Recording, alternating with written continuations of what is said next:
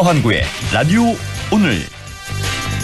여러분 안녕하십니까, 허환구입니다. 이태원 참사를 수사하는 경찰청 특별수사본부가 출범 74일 만인 오늘 수사 결과를 발표하고 활동을 마무리했습니다. 소위 윗선으로 지목되어 온 행정안전부나 서울시 등에 대한 법적 책임은 묻기 어렵다고 결론 내렸습니다. 결국 특수본은 이번 참사의 최고 윗선을 김광호 서울경찰청장으로 결론 내린 셈인데요. 이임재 전 서울 용산경찰서장과 박희영 용산구청장 등 주요 피의자 6명을 구속 송치했고요. 김광호 서울경찰청장과 최성범 용산소방서장 등 17명은 불구속 상태로 검찰에 넘겼습니다. 74일간 500여 명 규모로 출범한 특수본의 수사 결과치고는 초라한 느낌인데요. 용두삼이 꼬리 자르기식 수사라는 비판도 쏟아지고 있습니다. 자, 1월 13일 금요일 라디오 오늘 광고 듣고 시작합니다. 당연합니다. 우리 나이엔 재산 물려주는 게 걱정이죠. 이럴 땐 상속을 내 뜻대로 하나은행 리빙트러스트. 10년 이상의 신탁 노하우, 전문가의 맞춤 상속 설계. 원금 손실에 유의하시고 투자 전 설명을 청취하세요. 하나 리빙트러스트를 검색해보세요. 이경이에요. 연말정산 때 황금 못 받는 분들께 음악 하나 띄워드릴게요. 모바일 퇴직연금의 진단관리부터 직접 찾아가는 전문 컨설턴트까지 하나은행 연금 닥터. 퇴직연금 IRP는 가까운 하나은행에서 만나요. 원금 손실에 유의하시고 자세한 내용은 하나은행 홈페이지를 참조해주세요. 라디오 오늘 금요일 순서 시작합니다. 1부 한 주간의 시사 이슈 진단해보는 최진봉의 시사 포커스 잠시 후에 만나보겠고요. 2부 이슈 오늘에서는 안동과 예천의 행정구역 통합을 두고 논란인데요. 잠시 후 예천 안동 행정구역 통합 반대위원회 정상진 위원장을 연결해서 함께 얘기 나눠보겠습니다. 이어서 과거의 정치사부터 현재 정치 현안까지 지역의 눈으로 바라보는 천용길의 정치 TMI 유수빈 천용길 편집장과 함께하겠습니다. 라디오 오늘 유튜브로도 다시 들으실 수 있습니다. 많은 애청 바랍니다. 네, 최진봉의 시사 포커스 성공회대 최진봉 교수와 함께합니다. 교수님 안녕하십니까? 네, 안녕하십니까? 예, 오늘 12구 이태원 참사에 대한 경찰 특별수사본부의 수사 결과 발표가 있었습니다.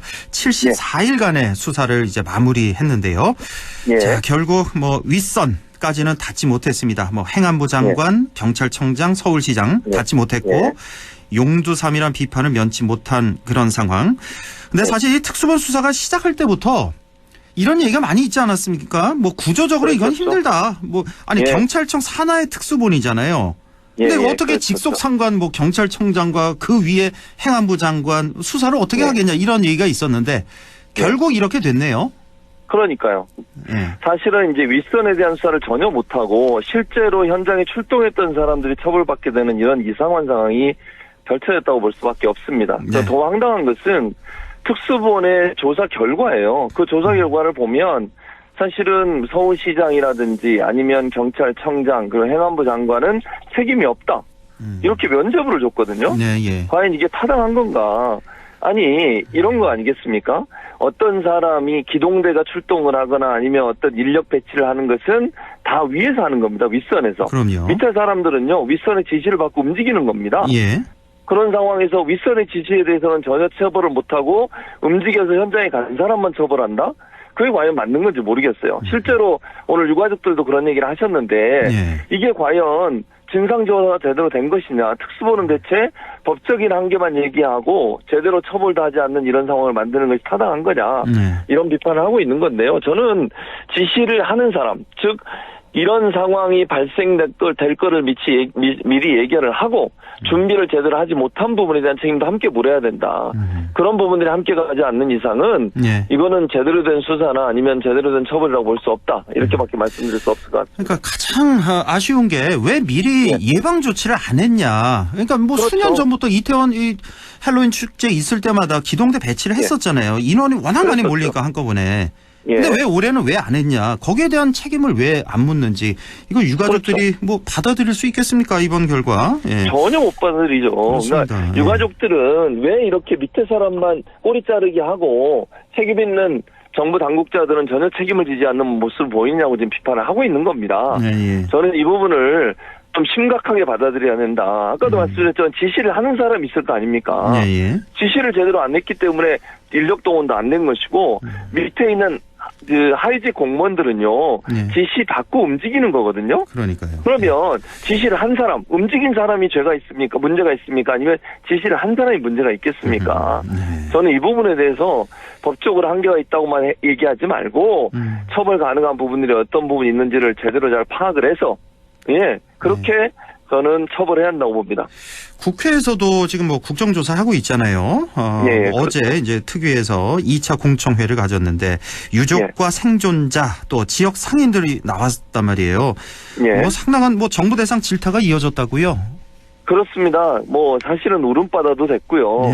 실제적으로 그 제대로 대응하지 못한 부분에 대한 지적도 있었고 또 한 분은 이런 얘기도 하시더라고요. 자기 오빠가 희생을 당했는데 그 오빠의 어디에 있는지 찾는 것도 너무너무 힘들었다. 제대로 알려주지도 않고 또 하나 논란이 됐던 게 뭐냐면 사람들이 그 같이 피해를 당한 유가족들이 함께 모여서 논의도 하고 또 얘기도 하고 이럴 수 있는 기회마저도 제대로 제공하지 않은 부분도 얘기를 했었고요. 그래서 현장에 있는 상인들 그리고 저는 또 눈에 띄는 게 뭐였냐면 상인들이 나와서 사과를 하시더라고요. 상인들도 사과를 하는데 왜 정부의 책임 있는 당국자들은 사과를 안 하시는 겁니까 대체? 이건 저는 있을 수 없는 일이라고 생각하고 상인들이 무슨 죄가 있습니까? 솔직히 얘기해서.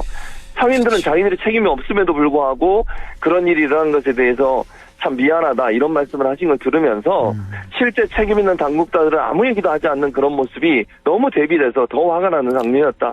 그렇게 말씀드릴 수 있을 것 같습니다. 그러니까 아직까지도 좀 이해가 안 가는 게 유족 명단이 있잖아요. 그걸 왜 끝까지 숨기는지 왜 서로 유족들끼리 못 만나게 하는지. 저는 이거는 정말 이해가 안 가요. 이거는 이해가 안 되죠. 그리고 사실은요 유족들이 모여서 함께 대책도 세우고 그리고 가장 상처를 치유받는 방법 중에 하나가 뭐냐면요 같은 상처를 안고 있는 사람끼리 대화하는 겁니다. 그럼요. 같은 상처를 갖고 있는. 그렇죠. 근데 그런 기회를 아예 차단해 버렸어요. 그게 문제라는 거죠. 자, 이제 뭐 사실 이 국정조사도 이제 마무리 수순 아닙니까? 이제 뭐 열흘 연기돼서 뭐 한 17일 정도까지인 걸로 제가 알고 있는데 뭐 이 정도 되면은 특검 추진 요구도 뭐 많이 나오겠습니다. 그럴 수밖에 없다고 보고요. 유가족들은 뭐라고 주장을 하셨냐면 뭐 특검을 하는 걸 주장을 했고 그게 안 된다고 하면 자체적으로 조사할 수 있는 조직을 다시 만들어달라. 특수본 수사는 믿을 수가 없다. 지금 이렇게 제대로 수사도 안 하고 윗선에 대한 처벌도 못하는 상황에서 마무리가 된다고 하면 이거는 억울해서 도저히 받아들일 수가 없다. 그리고 진상규명이 제대로 됐다고 볼 수 없는 거 아닙니까? 지금 누가 책임자 어떤 사람이 사과를 했습니까? 이런 상황이기 때문에 저는 특검으로 하든 아니면 그게 어렵다고 하면 자체적으로 조사를 더 할 수 있는 그런 조직을 만들 필요가 있다는 생각이 듭니다. 자, 어제 국회의원 회관에서 강제징용 해법 논의 공개 토론회가 있었습니다.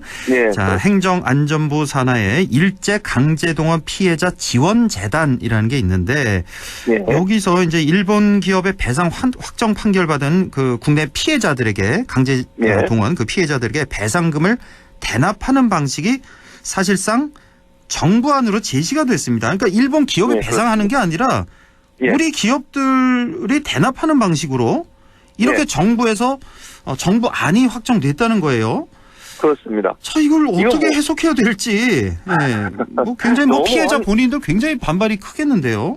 당연히 반발이 크죠. 아니 저는요 이걸 보면서 또 화가 나는 게 뭐냐면 아니 대체 징용 피해자분들이 원하는 게 돈입니까? 저는 이 부분이 너무 화가 납니다. 아니, 그러니까 그분들이 원하는 것은요 진심 어린 사과입니다. 아무런 뭐 이유도 없이 끌려가서 강제로 노역을 당하고 거기에 대한 제대로 된 보상도 못 받고 그 억울함을 갖고서 법에 호소를 했고 대법원까지 판결이 나서 이거는 지급해야 된다고 일본 기업이 지급하라고 명령이 나온 거 아닙니까? 판결이. 그렇다면 당연히 사법부가 얘기한 대로 이루어져야 돼요. 그런데 이거를 왜 우리 정부가 나서서 우리 기업이 낸 돈으로 그 돈을 주겠다고 하는 겁니까? 그리고 돈 주면 끝나는 겁니까? 지금 징용 피해자들이 원하는 것은 일본이 한 번도 사과한 적이 없어요. 그러니까요. 이 사람들을 강제로 끌고 가서 그렇게 일을 시켜놓고도 자기들의 잘못을 인정하거나 사과하거나 그런 적이 없습니다. 그걸 지금 문제 삼고 있는 거 아닙니까? 근데 그런 부분들은 전혀 얘기를 안 하고 돈을 우리 기업에서 만들어 준다? 우리 기업에서 만들어 돈을 주는 것도 웃기지만요. 그걸로 해결될 수 있다고 생각하는 것도 웃기다고 저는 생각해요. 그러니까 그게 말이 되는 행동입니까? 이게 정부 아니잖아요. 이게 일본 정부 아닙니까 혹시? 아니 우리 정부 아니에요. 그러니까 더 말이 안 된다는 얘기죠. 왜 일본 정부의 뜻대로? 그러니까 이번 정부 들어서 왜 이렇게 일본의 저자세 외교를 계속 이어가고 있는가? 일본이 전범 국가, 뭐 우리나라 그렇게 짓밟은 국가 아닙니까? 근데 거기에 대해서 사과도 안 하고 인정도 안 하고 이런 나라에 왜 우리가 저자세 외교를 할까? 이것도 참 이해가 안 갑니다. 계속해서. 그게 이해가 안 되는 대목이죠. 저는요. 그리고 저는 이거를 왜 행정부가 나서가지고 이렇게 자꾸 해결하려고 하는지 모르겠어요. 사법부가 판결을 내린 사안 아닙니까? 그러면 사법부가 판결을 내린 대로 하면 된다고 저는 생각해요. 사법부의 판결이 뭡니까? 전범 기업들 국내 재산들 다 그 현금화해서 그 피해자들에게 줘라. 이렇게 판결을 내렸습니다. 집행하면 되는 거를 우리 정부는 일본 눈치만 보고 일본 정부가 계속 우리는 못하겠다. 너희 정부가 알아서 해라. 이렇게 하니까 그걸 받아들이는 모양새가 돼버렸어요. 아니 우리나라가 왜 일본의 주장이나 일본 정부의 입장을 대변하고 우리 피해자들의 입장을 대변하지 않는 겁니까? 저는 이거는 정말 잘못됐고요. 이런 식으로 문제를 해결하면 국민적 비판을 피할 수 없을 거라고 생각합니다. 그러니까 대쪽 같은 검찰총장 출신의 아주 자존심 강한 우리 윤석열 대통령인데 왜 일본한테만 이렇게 할까? 자, 나경원 부위원장 얘기를 좀 해야 되겠습니다. 자, 며칠 전에 이제 문자, 이메일이었나요? 뭐 문자 이렇게 유선상으로 이제 사직서를 제출했는데 오늘 이제 종이 사직서를 제출했고 조금 전에 대통령실에서 이거를 해임을 했습니다. 정식으로. 해임을 했습니다. 맞습니다. 둘 다 해임했죠? 그러니까 부위원장 자리하고 기후대사 자리 둘 다. 근데 저는 깜짝 놀란 게 해임 예상했던 거니까. 해임했고 여기다가 바로 그 후임, 그 김영미 부위원장, 조은식 교수 맞습니다. 후임을 바로 임명했어요. 이거는 그렇죠. 벌써 이미 준비를 며칠 전부터 하고 있었다는 얘기네요. 그렇게 봐야 되겠죠. 어제만 해도 대통령이 아직도 많이 애정한다 그러지 않았나요? 그래서 그렇게 얘기했었죠. 그래서 그대로 갈 것 같은 생각도 들었는데. 제가 볼 때는 아마 달래려고 했던 것 같아요. 어떻게 했는지 좀 달래려고 했는데 오늘 아침에 또 그 나경원 전 의원이 SNS 글을 올렸잖아요. 그 뉘앙스가 출마할 뜻이 있는 듯한 뉘앙스였거든요. 아마 그 글 때문에 그랬을 가능성이 있다고 봐요. 그러니까 대통령실에서는 가능한 한 좀 설득을 해서 출마를 안 한 쪽으로 방향을 잡아보려고 했는데 나경원 전 의원이 출마하는 쪽으로 가닥을 잡는 것으로 보이니 이제는 더 이상 설득은 안 되는 것 같고 그래서 강공책을 쓰는 것 같습니다. 그런데 이게 이렇게 했을 때 나경원 의원이 어떻게 할 거냐는 부분을 지켜봐야 될 텐데 저 아마 이제 윤석열 정부 입장에서는 회유나 이런 건 안 되는 것 같고 강공책으로 가겠다라고 하는 입장선회가 아닌가 이런 생각이 듭니다. 나경원 전 의원이 이런 말을 했죠. 윤핵관들을 아주 직격을 했네요. 난 저 윤핵관들이 진정으로 윤석열 정권을 위하는 게 아니다. 그렇게 보이지 않는다. 맞아요. 이런 얘기를 했고 그렇죠. 아주 아무리 그 나무가 아무리 흔들려 숲은 그대로 있고 강물이 바위에 아무리 부딪혀도 바다를 향해 간다. 이런 얘기를 해서 그러니까 끝까지 어쨌든 반윤으로는 가지 않겠다. 끝까지 끈은 잡고 있겠다. 이런 걸로 해석이 좀 되는데 한쪽에서 이런 얘기가 좀 나오네요. 그러니까 나 전 의원 같은 경우는 저번에 그 보건복지부 장관 그 임명 그 설이 있었잖아요. 그때 이제 개인사를 다 이제 이렇게 알고 있으니까 이제 또 개인적으로 탈탈 터는 거 아니냐, 나 전 의원을. 이런 얘기가 또 심심치 않게 나와요. 그런 얘기가 나오죠. 그러니까 검찰을 이용해서 그러면, 왜냐면 나 전 의원이 여러 가지 이제 개인적인 논란이 있었던 사안들이 있어요. 물론 경찰에서 무혐의 처분을 했지만, 사실 최근에 이재명 대표 관련해서 무혐의 된 거 다시 끄집어내가지고 수사 다시 하고 이런 경우도 있잖아요. 14건을 아마 고소고발을 당한 걸로 저는 알고 있는데, 그 중에 몇 개만 꺼내서 다시 수사를 시작한다고 해도 나경원 전 의원한테는 엄청난 압박일 겁니다. 그런 부분들이 현실화될 가능성이 전혀 없다고 보기 어려워요. 아, 현실화가 안 됐으면 좋겠어요. 저는 이거 안 됐으면 너무 좋겠는데. 하는 것 같아서. 그러니까 회유가 안 통하면 강공으로 가면 압박을 한다는 수단을 쓸 수밖에 없거든요. 그럴 가능성이 있기 때문에 저는 뭐 그걸 전혀 배제할 수 없다 이렇게 봅니다. 그러니까 이준석 전 대표 그렇게 했죠. 네, 날렸고 그랬죠. 유승민 전 의원 또 그렇게 했고 여기다 나경원 전 의원까지 또 그런 식으로 한다? 야, 이건 역풍이 불지 않을까 싶은 그런 생각도 나는데. 그런데 뭐 지금 뭐 윤석열 정부의 검찰이 하는 걸 보면 뭐 그걸 별로 개의치 않는 게 아닌가 이런 생각도 들어서 나경원 의원을 압박하는 수단을 쓸 가능성이 전혀 없다고 보긴 어렵다. 이렇게 말씀드릴 수 있을 것 지켜보죠 같습니다. 앞으로. 예. 예. 자, 이재명 대표 얘기를 안 할 수가 없습니다. 검찰 출석해서 조사도 받았고 어제는 또 신년 기자회견도 가졌고 자, 어제 그 자리에서 이제 영수회담 제안도 했고 뭐 개헌 얘기도 했고 여러 가지 얘기 참 많이 했습니다.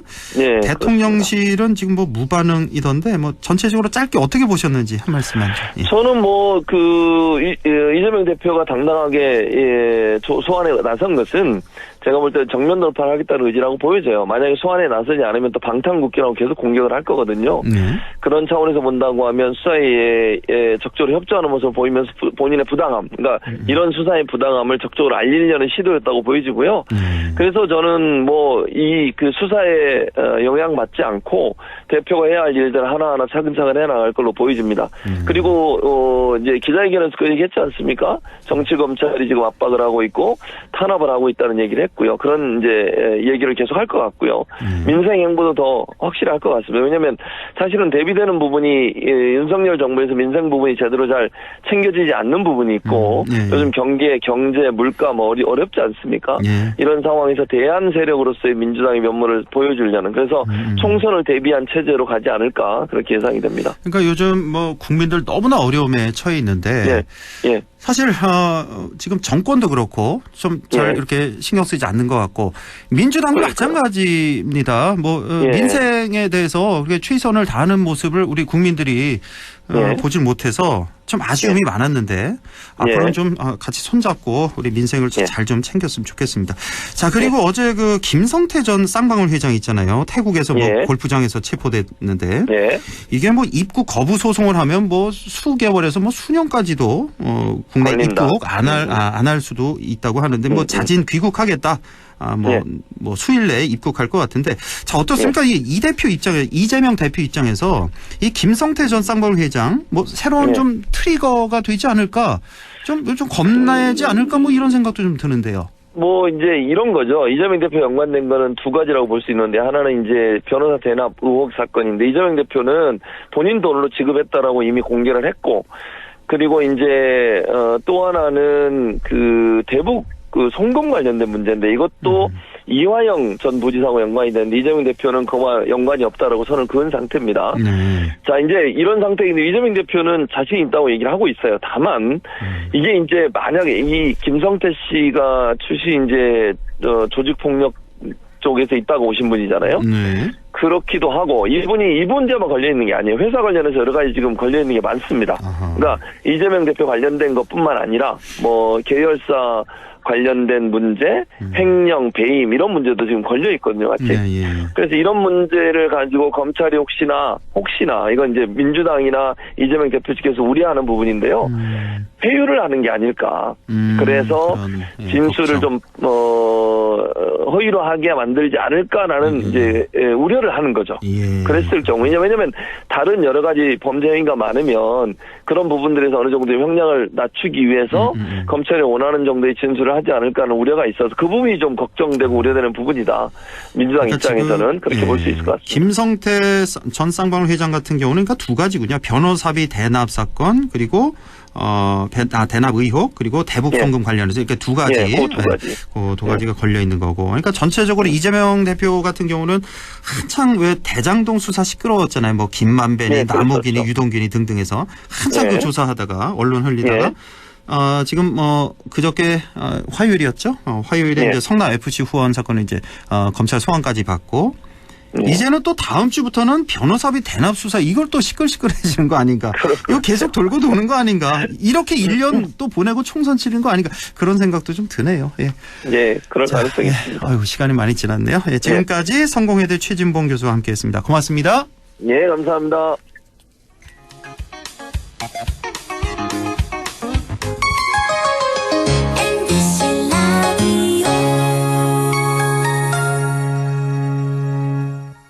가구 살 땐 꼭 한번 가보자.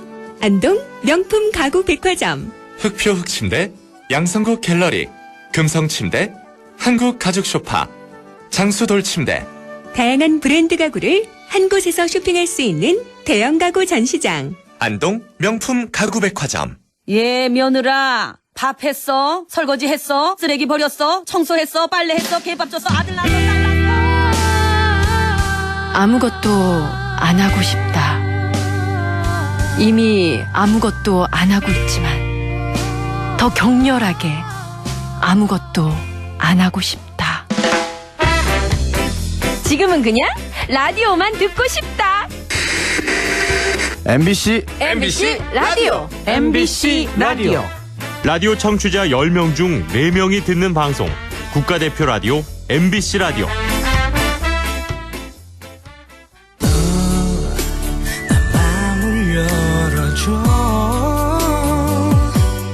다가가 나 속삭이도록 언제나 내 생각으로 행복해야 해요. MBC 라디오 100.1 MBC 라디오. 네, 6시 26분 29초 지나고 있습니다. 이슈온을 시작하죠. 안동과 예천의 행정구역 통합을 두고 논란이 많습니다. 안동시에서는 적극적으로 추진하려고 하지만 예천군은 반대하는 입장이죠. 자, 오늘은 예천군 입장을 들어보도록 하겠습니다. 예천 안동 행정구역 통합 반대위원회 정상진 위원장 연결돼 있습니다. 자, 정상진 위원장님 안녕하십니까? 네, 안녕하세요. 예, 자, 우리 정상진 위원장님은 지난 7대와 9대 경북도 의원으로 활동하셨고요. 예, 현재는 예천 안동 행정구역 통합 반대 추진위원회 위원장으로 활동하고 계신데요. 자, 우선 이 반대 추진위원회가 발족하게 된 배경부터 좀 설명해 주시죠.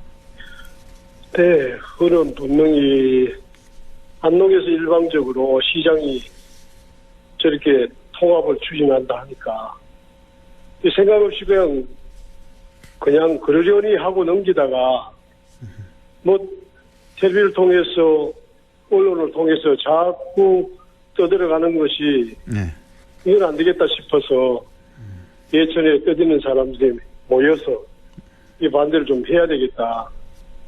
예천의 목소리를 좀 들려줘야 되겠다 싶어서 발족이 되었죠. 네, 지금 안동시에서 너무 일방적으로 추진하고 있다. 이대로 방치할 수만은 없다. 그래서 며칠 전이었죠. 그 목소리를 한번 내셨죠. 모여서 뭐 김학동 군수도 함께했던 걸로 알고 있는데. 예. 자, 지금 안동시장 권기창 시장을 주축으로 해서 안동시에서는 이제 통합을 적극적으로 이제 추진 중에 있는데 그 얼마 전에 이제 반대 추진위원회에서 성명서를 내셨어요.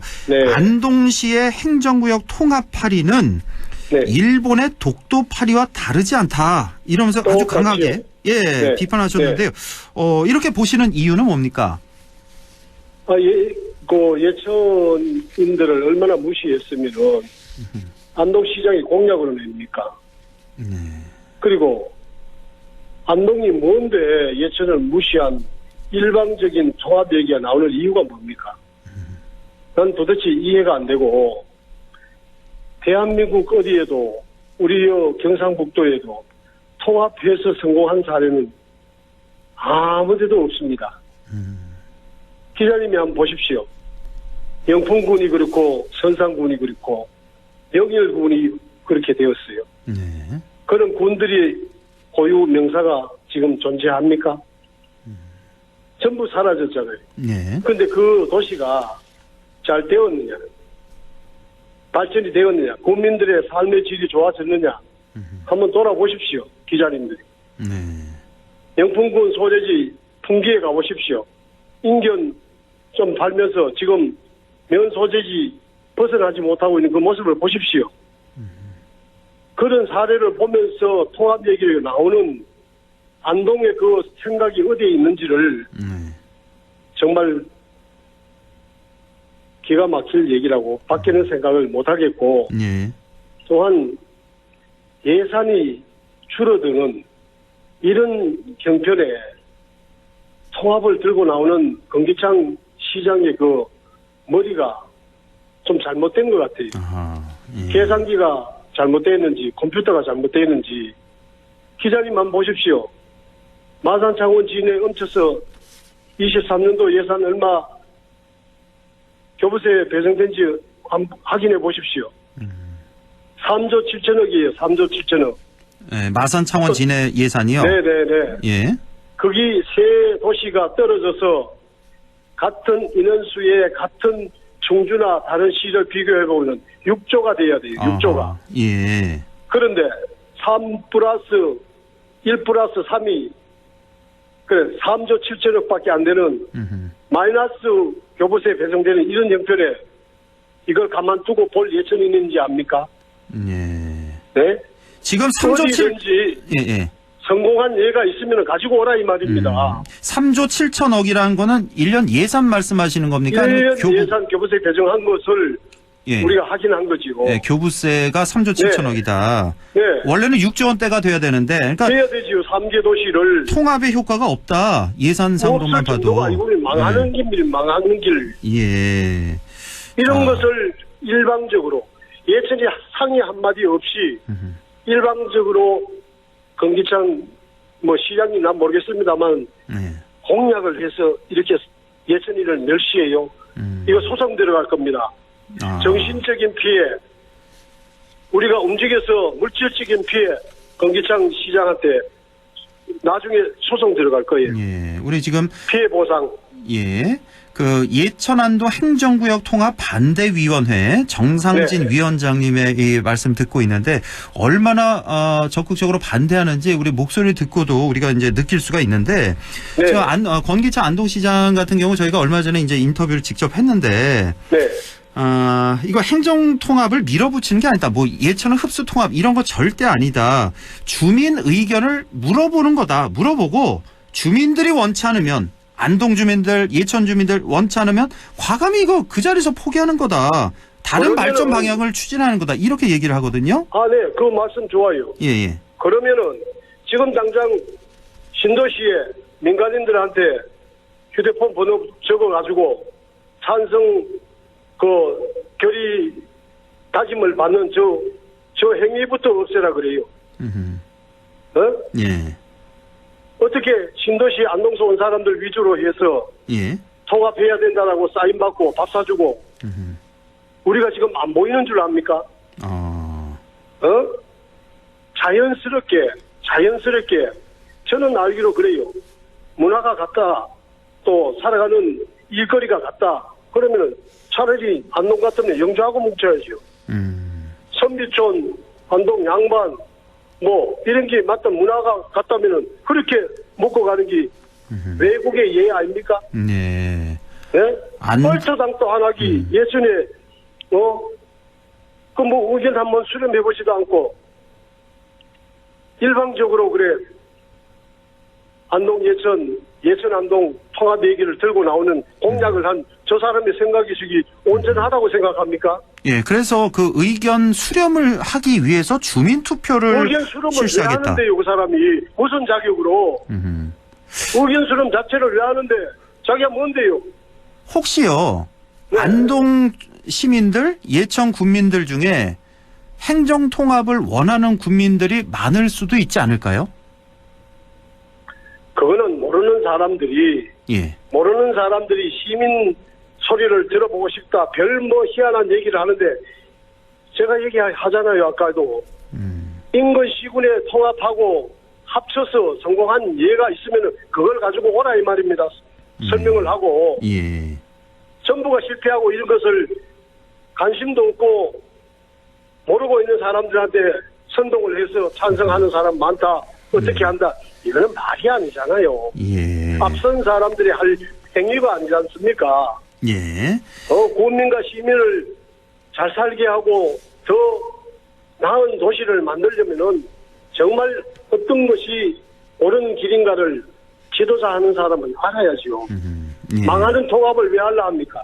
예. 자, 우리, 정상진 위원장님의 이제 반대하는 이유, 뭐 몇 가지 좀 제가 정리를 해보자면, 네네. 이건 예천의 역사와 예천인의 정서를 무시하는 처사다. 너무 일방적으로 밀어붙인다. 예. 네. 그거 한 가지. 네. 또 하나는, 네. 만약에 합치게 되면 면적이 너무 큰 거대 지자체가 된다. 이런 것도 이유가 있고. 당연하죠. 예, 기존에 통합이 이루어진 뭐 마창진, 마산, 창원, 진해의 경우로 봐도 네. 그렇고 통합의 이점이 하나도 없다. 이런 것도 있고요. 그렇죠. 네. 만약에 행정 통합이 된다면 안동 그 원도심에만 큰 관심을 둘 수밖에 없다. 이런 우려도 있고요. 당연하죠. 예, 그것도 있고 네. 행정구역 통합만이 만병통치약이 아니다. 이렇게 좀 정리를 네. 할 수 있을 것 같은데요. 자, 마지막 그렇죠. 질문을 좀 제가 드리겠습니다, 위원장님. 네. 네. 자, 안동과 예천이 이제 신도시를 함께 유치하면서 참 네. 사이가 좋지 않았습니까? 안동 예천. 예. 근데 네. 이 행정구역 통합 문제를 두고 지금 상당히 갈등하고 있는 것 같아서 참 네. 마음이 편치 않다는 분들 많이 계신데. 그렇죠. 자, 마지막으로 행정구역 통합과 관련해서 네. 끝으로 한 말씀만 더 덧붙여 주신다면요. 빠른 시일 내에 이거 없던 얘기로 돌리고 신도시 주민들이 정말로 희망을 가지고 이사를 왔어요. 예. 잘 살기 위해서 교육을 잘 시키기 위해서 이 도시에 왔다라면 거기에 상응한 행정력이 동원이 되고 정치권이 동원이 되어서 신도시가 원래에 계획했던 2027년 10만 자족 도시에 걸맞는 예천군 안동시가 협조해서 신도시를 번성시키는 데에 목표를 둬야지 통합은 절대 이거는 말도 안 되는 얘기니까 없는 걸로 하고요. 네. 다시 한번 얘기하지만은 이거는 통합이 아니라 이거는 그저 뺏어 먹으려고 하는 소리밖에 안 되니까 예. 당장 그 계획 얘기했던 거 원위치로 돌리고 예천 국민들한테 사과하라고 검기창 그분한테 얘기 좀 해 주십시오. 예, 지금 딴 뭐. 얘기할 게 아무것도 없습니다. 예. 지금 상당히 생각의 차이가 큽니다. 그래서 뭐 네. 토론회라든지 뭐 공청회라든지 뭐 이런 네. 자리를 좀 마련해서 그 예천과 안동의 그 생각의 차이를 조금 좁히실 의향은 있으십니까? 그 생각의 차이를 2010년인지 11년도에 MBC 방송에서 제가 검기창 교사와 토론한 적이 있어요. 예. 맞짱 토론을 했습니다. 밤 11시 5분부터 12시까지 55분 동안 대경연구원장 이선물 씨가 사회를 보고 예. 토론을 했는데 만미에 내가 그런 얘기를 했어요. 예천도 시가 한번 내보자. 인근의 문경, 영주, 안동 다 시가 됐는데 예. 예천도 신도시가 왔으니까 10만 자족도시 만들어서 예천인들하고 우리 예천도 시가 돼서 인근의 시들과 어깨같이 해서 북부권에 강력 도시가 만들어질 수 있는 그 형태를 만드는 데에 예천을 올인할 테니까 여기에 좀 도와달라. 우리 예천도 이렇게 자생적으로 시가 좀 돼보고 싶다라고 내가 그때 토론할 때 주장을 했었어요. 예. 이것이 제 마지막 결론 얘기입니다. 알겠습니다. 오늘 우리 정상진 위원장님의 그 생각 잘 들었고요.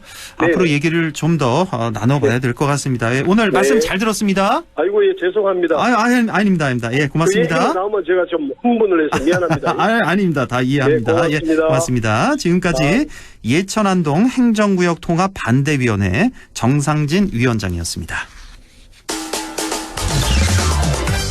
라디오 오늘에서는 청취자 여러분의 참여를 기다리고 있습니다. 우리 지역에서 발생한 사건 사고 소식이나 함께 토론하고 싶은 내용을 안동 MBC 홈페이지 라디오 오늘 게시판에 올려주시기 바랍니다.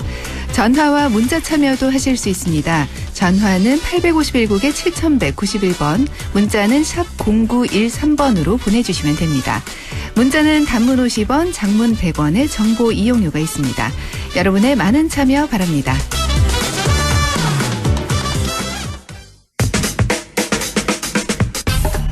네, 천용길의 정치 TMI 시작합니다. 오늘도 뉴스민 천용길 편집장 스튜디오에 직접 나와 있습니다. 어서 오십시오. 네, 반갑습니다. 네, 조금 전에 정상진 위원장님 그 인터뷰 들으셨죠? 네, 잘 들었습니다. 아주 화가 많이 나신 것 같았습니다. 네, 지금 공교롭게 또 우리 천용길 편집장이 가져온 주제가 또 안동 예천, 예천 안동 행정구역 통합 관련해서인데, 자, 지금 뭐 찬반 여론이 팽팽하게 맞서고 있는 것 같습니다. 당장 뭐 실생활에 불편을 겪고 있는 도청 신도시 주민들 대체적으로 좀 통합에 찬성인 그런 느낌인 것 같고, 맞습니다. 또 방금 인터뷰 들으셨지만 예천 군민들 거세게 반발하고 있고, 자, 이런 상황에서 이제 정치권 반응까지 좀 살펴보죠. 네.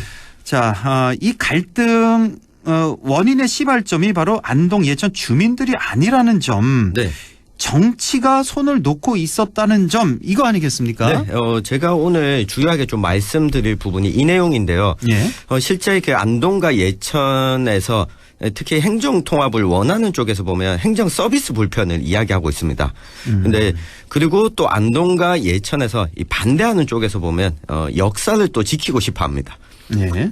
그렇다면 도대체 이런 상황이 되도록 이 중앙정부, 이 국회와 또 지역 정치권은 어떤 노력을 했느냐 했을 때 사실 그러한 노력이 상당히 부족했다. 그렇죠. 어찌 보면 이 갈등의 요인이 안동과 예천의 주민들이 아니라 이 정치권에 있다. 요 내용 상세히 한번 뜯어보겠습니다. 그렇네요. 뭐 정치인들은 이게 워낙 좀 복잡한 문제도 복잡한 문제이기도 하고, 뭐 지역 주민들로부터 또 안 좋은 소리도 많이 들을 네. 그런 주제이기 때문에 계속 미룬 거죠. 뭐 다음에 좀 생각해보자. 그렇죠. 다음에 예, 이런 건데, 자,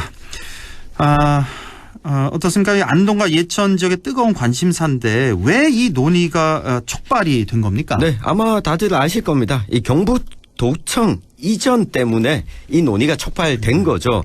예. 생각해보면 도청이 안동과 예천에 걸쳐서 들어오게 되는 데 있어서 사실 유치하던 당시에는 다른 지역보다 많은 가점을 받았습니다. 네. 그러니까 두 개 지역이 힘을 합친다.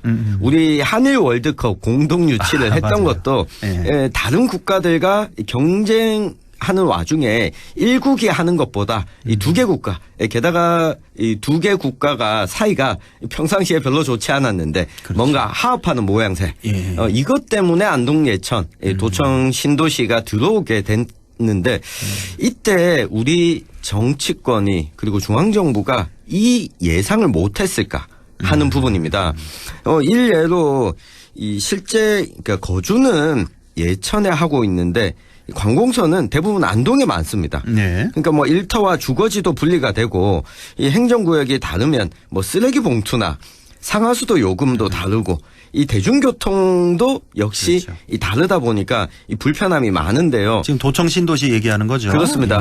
예. 놓고 보면 이게 안동 예천뿐만 아니라 네. 이 전남도청이 옮겨간 지역도 마찬가지고요. 거기가 남학 신도시던가요? 거기 전남. 네, 그렇죠. 남학 신도시입니다. 그렇죠. 예. 그리고 이 충남도청이 옮겨간 홍성과 예산 이 지역도 두 개 이 기초자치단체가 걸쳐져 있는데 이 비사 문제를 겪고 있습니다. 아, 그렇군요. 그러면 이 비사 문제가 과연 안동 예천만의 문제가 아니라 이 전국적인 사안인데 이에 대한 해법이나 해결책을 좀 중앙정부도 제시하지 않고 있고 이 정치권도 그동안 외면해오다 보니까 이 신도시에 살고 있는 주민들의 요구가 이 바깥으로 또 드러나게 된 이 결과가 아닐까 싶습니다. 그렇군요.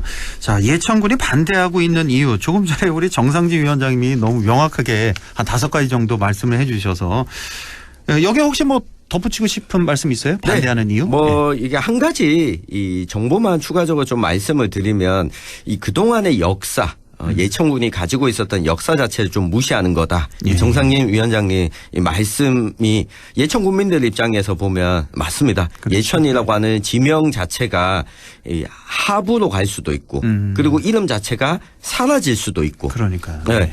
그런데 이 상황이 적극적으로 반대하고 있는 상황이 어찌 보면 저는 긍정적이다.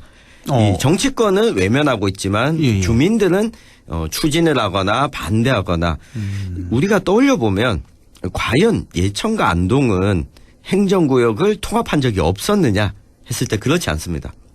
통합한 적이 있었어요? 네. 안동과 예천이? 안동시가 만들어지게 된 것, 출범하게 된 것은 안동군과 네. 예양군이 통합하게 된 100여 년 전에. 100여 년 전에요? 그렇습니다. 전 몰랐네요. 그러니까 네. 지금 안동시가 태어난 게 안동군과 예안군이 통합해서. 네. 통합해서 그때는 뭐 안동군이 됐겠네요. 그렇죠. 네. 그렇게 됐고 그게 이제 안동시로 승격이 된 거고. 네. 그리고 예천도 마찬가지입니다. 예천군과 용궁군이 있었습니다. 그래요? 네, 예천에 용궁이 따로였군요. 네, 용궁 예전에는. 인근 지역은 또 따로 기초자치단체를 형성하고 있었거든요. 그래서 이런 걸 놓고 보면 사실 주민들 입장에서 반대하는 목소리가 강한데 과거 같으면 이렇게 통합한다고 했을 때 주민들이 반대를 겉으로 하기도 쉽지 않았습니다. 그렇죠. 중앙정부나 국가 차원에서 하면 그대로 밀어붙이는 거였는데 그렇죠. 어찌 보면 지금이 이 긍정적인 모습이다. 이렇게도 그런 차원에서 볼 수가 있습니다. 뭐 건강한 모습이죠. 자기 목소리 내는 거. 네. 저는 이 안동예천 행정통합 얘기 나올 때마다 궁금한 게 지금 뭐 그러잖아요. 대체적으로 안동 쪽에선 찬성, 예천 쪽에선 반대 이렇잖아요. 네. 사람마다 차이는 있겠지만. 근데 만약에 그 통합 그 행정시군을 통합자치단체를 이름을 만약에 예천으로 하겠다. 그러면은 예천 국민들 반발이 이렇게 심할까? 이런 생각이 좀 드는데. 그렇죠. 근데 또 안동 시민들의 반발이 그렇게 되면 또 안동 시민들이 반발하겠고. 그러니까 저는 제일 중요한 게 이 명칭인 것 같아요. 네. 그렇죠. 그렇죠. 명칭 어떤 좀 묘안이 없을까 싶기도 한데. 지금까지 놓고 보면 앞서 제가 말씀드렸던 사례들을 보면 좀 더 인구가 많고 규모가 큰 도시가 기초자치단체의 명칭을 가져가고 그 산하에 있는 지역 명칭, 읍면 명칭을 통합된 지역이 사용하는 방식으로 그러니까 예천과 용궁도 마찬가지고 안동과 예안도 마찬가지고 이런 전례가 있었다 보니 특히 예천 국민들이 더 반대하고 있는 이유입니다. 그렇죠. 예. 아까 그 도청 신도시 뭐 주민들 겪고 있는 불편 얘기도 좀 해주셨는데, 이런 뭐 여러 가지 불편 문제 이런 걸 해결하기 위해서 꼭 통합을 해야 하는 건가요? 네, 그렇진 않습니다. 그것 때문에 저는 정치권이 좀 손을 놓고 있다라고 하는 건데 행정 통합을 해서 행정은 일어나는 방식이 있고 다른 하나는 이 반대위원회에서 제안하고 있는 안이거든요. 이 지자체들이 모여서 행정 논의 체계를 활용해서 부족한 부분들을 같이 메꿔 나가자. 실제 이게 2021년에 지방자치법이 개정되면서 특별지방자치단체 연합을 구성하는 것도 법적으로 가능해졌습니다. 예천군과 안동시에서 이 동일한 숫자의 이 위원들로 구성을 해서 가령 뭐 교통 부분은 일정 부분 통합을 한다든가 그리고 행정 서비스 부분도 이 지금의 불편함을 해소한다든가 이 방안도 충분히 논의가 될 수 있고요. 아까 그거를 뭐라고 하셨죠? 자치단체 연합이라고 하셨나요? 그렇습니다. 이거를 새롭게.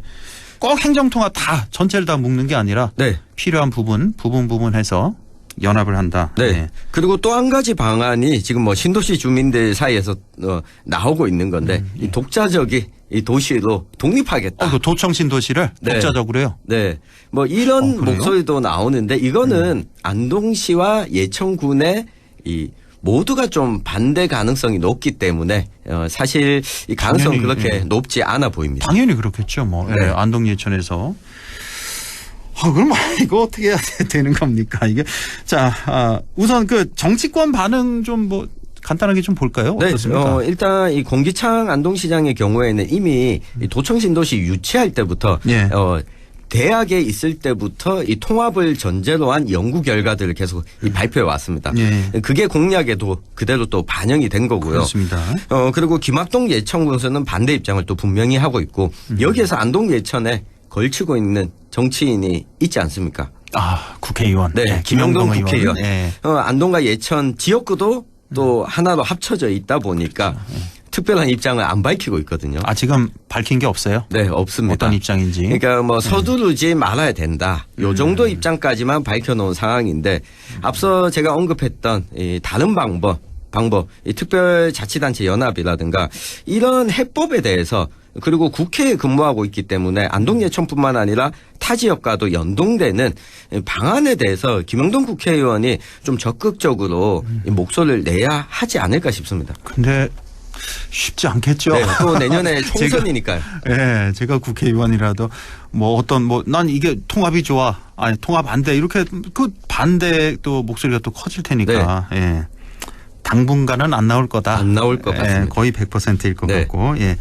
자, 다른 지역 지자체 행정 통합 논의는 어떤 방식으로 진행이 됐었나요? 네, 다른 지역 같은 경우에도 시간이 꽤 많이 걸렸거든요. 네. 앞서 우리 반대춘인 위원장님이 언급했던 통합 창원시의 경우에 사실 제가 고향이 창원에서 살았었습니다. 아, 그래요? 근데 그 논의가 통합되기 한 15년 전부터 계속 나왔던 논의였습니다. 그렇죠. 예, 네. 수십 년 걸리는 거예요. 네, 통합. 그러다가 자치단체 장에 좀 의지가 클 때 주민투표도 진행을 하게 되고 이 방식으로 진행이 되는데 전국적으로 지금 이런 목소리를 내는 곳들이 안동 예천뿐만 아니라 많은 상황인데 우리가 지금 17개 광역 시도 체계와 기초자치단체를 두고 있는데 옆에 있는 일본과 비교해 본다면 광역 단위가 우리보다 좀 작습니다. 이 도도부현 체계에서는 이 도쿄도가 있고 그리고 홋카이도 도가 있고 오사카부, 이 교토부 이외에는